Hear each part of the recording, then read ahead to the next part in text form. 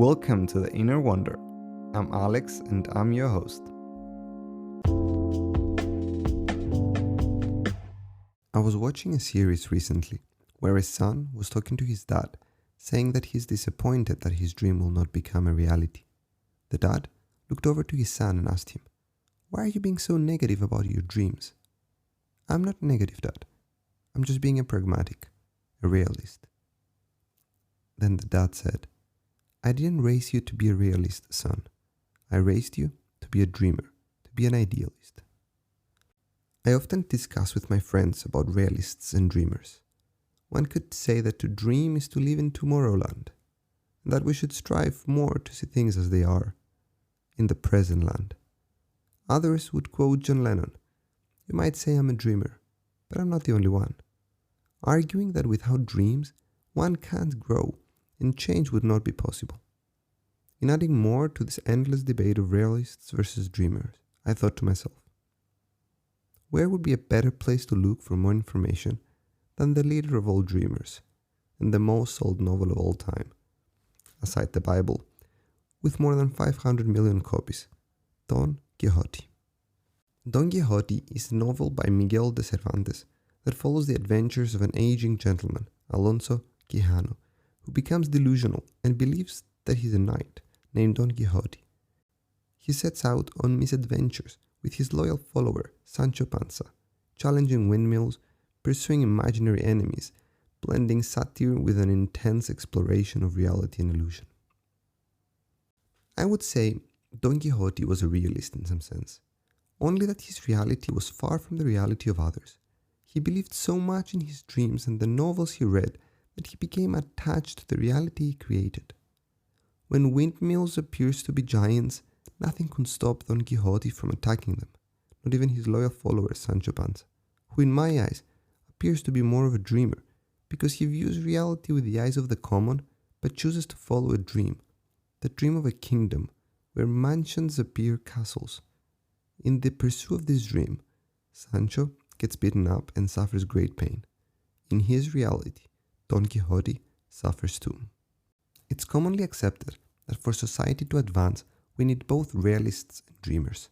Both are important and have their own unique strengths and weaknesses.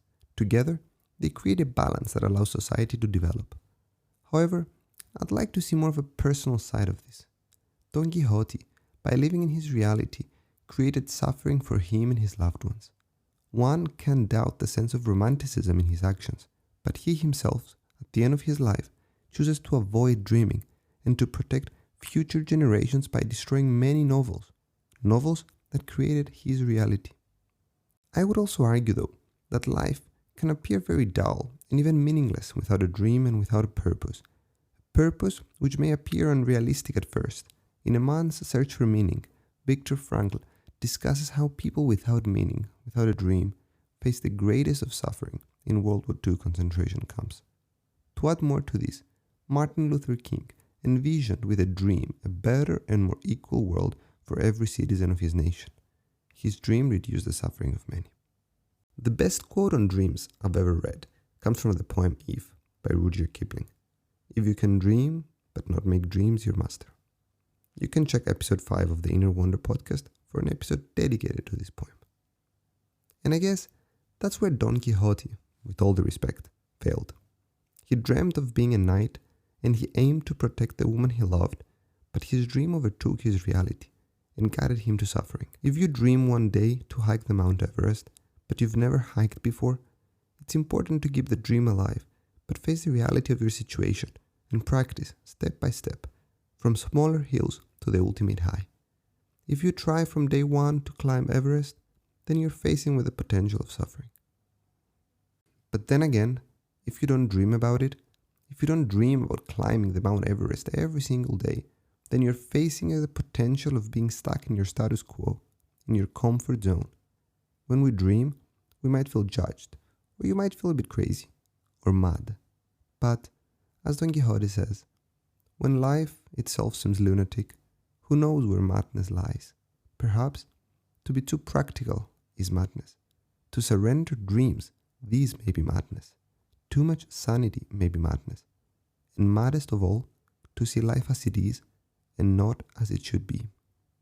Imagine thinkers if Martin Luther King saw life as it was and not as it should have been.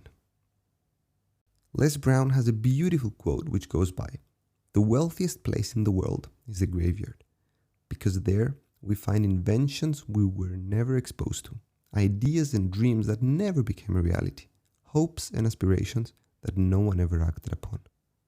I know, this sounds scary. It's potentially one of my personal greatest fears, to live a life where I'll never meet the person I dream to be, where my potential will be left untouched, where dreams are left in a dusty corner of our brains and our hearts.